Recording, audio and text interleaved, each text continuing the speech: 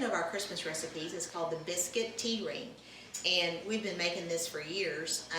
My sister-in-law Karen is a old hat at it. She always makes one for Ronnie for his birthday when we go to Branson. But it's been adapted a zillion ways. But I'm going to make the original version, except I'm going to add pecans, of course. So the first thing I do is I got chopped pecans, but I'm actually going to chop them just a little bit more. Here's another one of my gadgets that I love. I think at the last ladies event I gave some of these away as a door prize, so I miss doing that. But anyway, you can get these for, this is a Pampered Chef, but you can get them at Walmart for like $8. I don't want it to be real fine, but I don't want to have big chunks in my biscuit tea ring.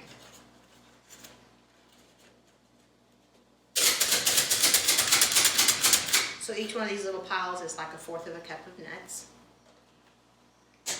And the first thing you want to do is, of course, always spray your pan. And this one you want to spray really well because it's going to bake all the way up on that middle piece. This stuff always makes me cough. Okay.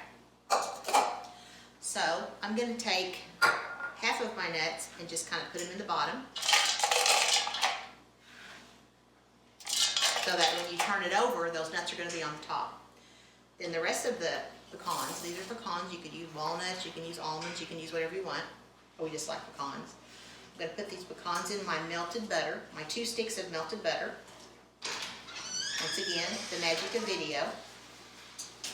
And then I'm going to add 1.5 cups of sugar. This is a 1/2 cup. I'm going to do that 3 times. Just right into this melted butter.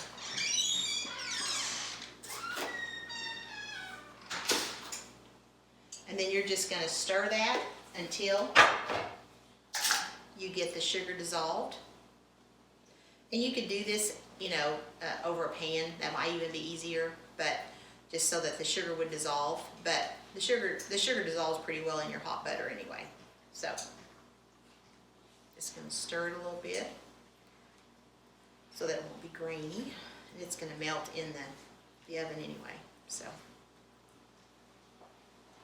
then to this mixture, I'm going to add 2 teaspoons of cinnamon. And that's one of those things where you can add or take away whatever. If you're not a big cinnamon person, you don't have to do it. But we're kind of cinnamony people, so I'm going to put the whole amount in there.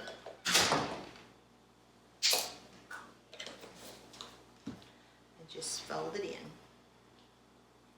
This is another one of those recipes where you do just a little bit of prep and it goes together so quickly, and it is not a difficult recipe to do. And then when it comes out, people are going to think that you worked for days getting this ready, because it's just so good. And it's basically cinnamon French toast donuts all rolled into one pan, and it looks pretty. So set that aside. And then as we were filming Thanksgiving, my biscuit fell over and exploded. So these are really fresh biscuits. Like I said, we're just going to do the old biscuit tea ring. You can do this with rose rolls or frozen dough. You have to let the frozen dough thaw but not rise. So that's the little tricky part. It makes a really nice, elegant tea ring if you want to do that. The biscuits, of course, are great, but it is going to be a little rougher texture, but we like the biscuit too. So you can do it 2 ways. Take your biscuit and you can cut it into 4ths. But let me tell you, it's all going to bake together. So here's the way I do it. Tear it again. Sometimes it's just as fast to do it this way. And you're going to make, never open a biscuit at the end, the bottom. You're going to make a row of biscuit. You need 2 cans of biscuits for this. So I always put a row of biscuit, probably about half of the can. You'll notice I'm not being real careful about the measurement. If you have some holes you want to fill up, all you do is just put a little biscuit there so that you want it to come out about the same. Then you're going to put about half of your mixture in there, your liquid mixture. And this really feels like a lot of syrup and butter and richness, and it is. But you gotta remember, you're gonna have 2 cans of biscuits. So you just kinda pour it in, pour it over the top. Just kinda eyeball, you're gonna use about half of it. And then you just kinda spread it. We don't have our camera this year, our mirror. Spread it and then do some more.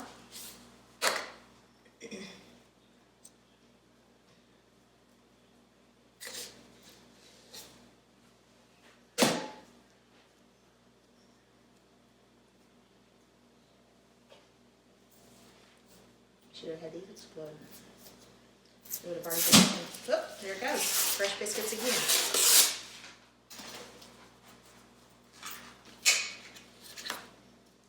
You're just going to finish out the dish with your biscuits that are left.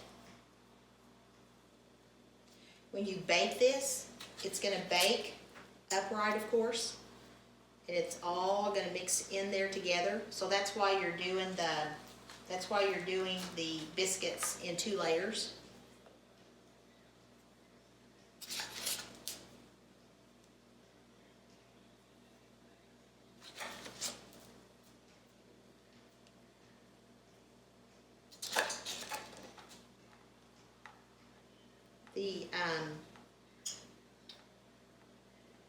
The Rhodes rolls are really, like I said, they're really smooth, so they make a much smoother cake. Biscuit Tea Ring, but these taste really good too. And then you're just going to take the rest of your liquid, make sure it's kind of stirred up a little bit, and then just pour it over the top. So you're going to end with your mixture. Be sure you try to cover as much of the bread as you can so that every piece has some of the ooey gooey on it. Now you remember we put the nuts on the bottom, so when you flip it over, you are going to have nuts on the bottom, and then we put 1/4 of a cup of the nuts on the bottom, and then we put 1/4 of a cup of the nuts around into the mixture so that they're going to be stirred in. So that's what it looks like when you get done.